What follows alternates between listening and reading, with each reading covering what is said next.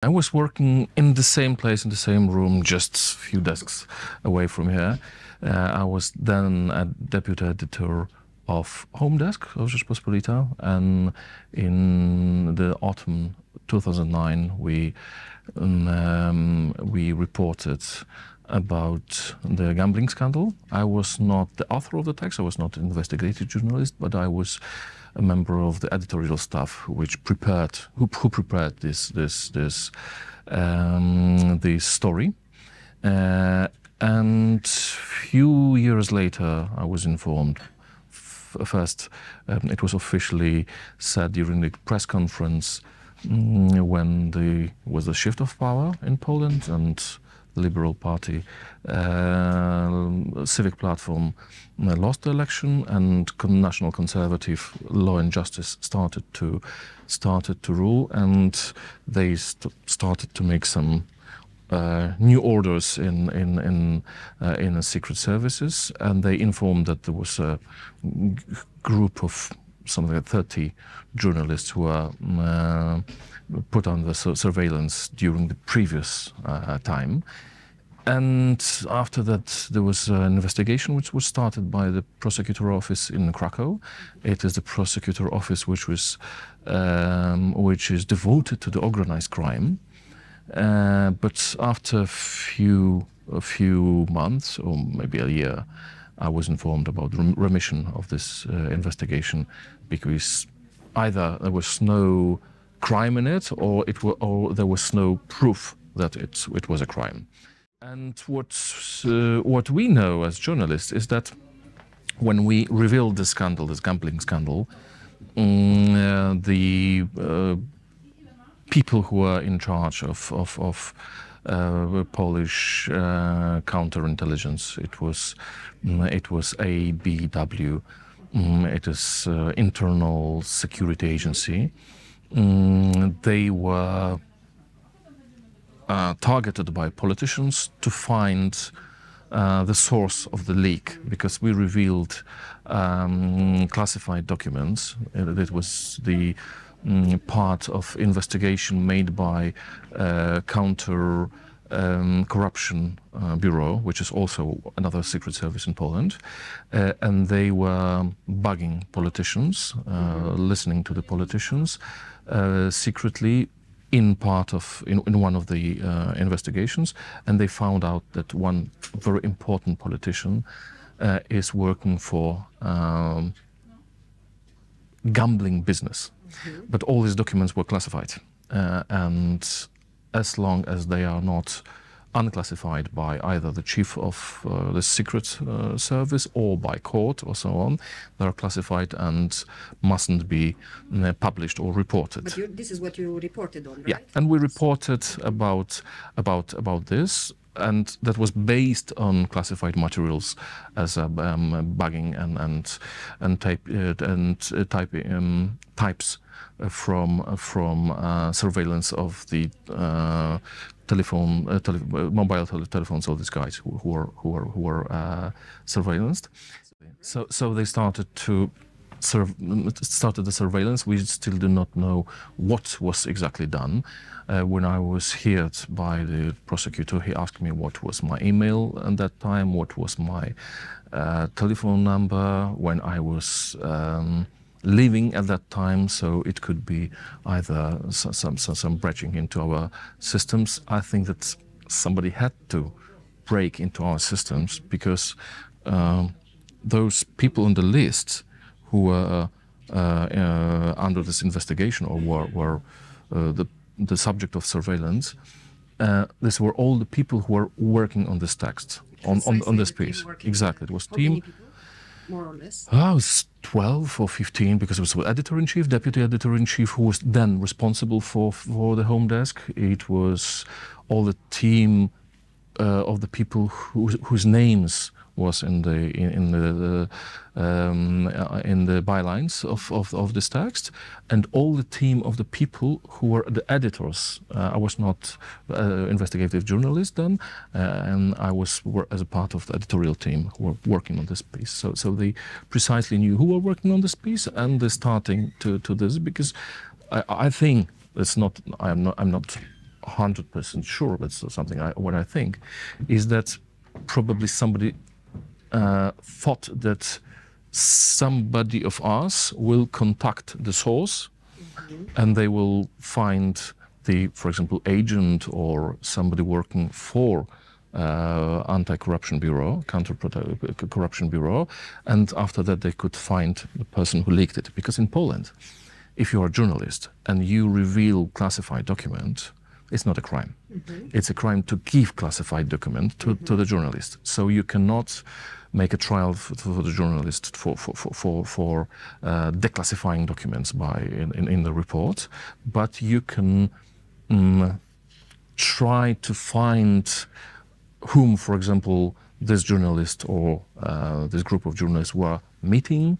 You could find the logging of your mobile phone, were there in the same place as, for example, the cell phone of one of the agents from the Secret Service, and in that way they could find, or they thought that they could find anything. But as we know, nobody was subject of an investigation in any Secret Service for revealing to us, and there was no trial, so probably they failed to do this. And so after the first time, it was quite interesting fuel for politicians from new group of people. Said, okay, they were making illegal surveillance of journalists, and we will make this situation tidy. We will do this mass. But as we see, they couldn't do this mass because there was a remission of this investigation, and there was no consequences on it. So, how do you understand the fact that this investigation didn't really go somewhere? I mean, the prosecutor's investigation. First of all, if it really was illegal surveillance, Secret Service wouldn't like to leave any traces of it. So I think that after some time, all the evidences were erased or put in the shredder, or they were all deleted. It's first assumption. The second assumption is that it is not the interest of Secret Service in any country, under any regime, under any ruling party, to reveal the methods they work. So they wanted to use, as it's my presumption, it's opinion, not fact, but maybe they wanted to make some political fuss about it. Oh, look, they were bad because they made surveillance against the politicians, about the journalists. But after all, they didn't want to put this investigation to the very end, because it would reveal the methods that Secret Service were working under the Liberal Party and in this party as well. So there was some political interest to reveal it, but there was much bigger interest of the Secret Services. Yes, exactly. Not to show, hey people, this is the way we work. Yes, hey people, this is how we make surveillance of the journalists. We bug their phones, or we observe their homes, watching that maybe some agent of Secret Service who wanted to be a whistleblower came to my house at night and brought some documents. The more advanced the technology is, the more advanced surveillance technologies are. This scandal you are talking about now, it's about using of the spyware called Pegasus, which is made by Israeli enterprise called NSO, and it was really shocking for all of us, because it was purchased by the Polish government from Israeli government, in fact, because you couldn't sell the spyware abroad in Israel without permission of your government. So then Prime Minister Netanyahu, during the meeting of the V4 states, the Visegrad 4, Poland, Czechia, Slovak Republic, and Hungary, there was one meeting after that. It is said that there was made informal agreement that Polish then Prime Minister asked then Prime Minister and also today Prime Minister Benjamin Netanyahu for permission, and he granted the permission after that Polish Secret Service. And we could even see the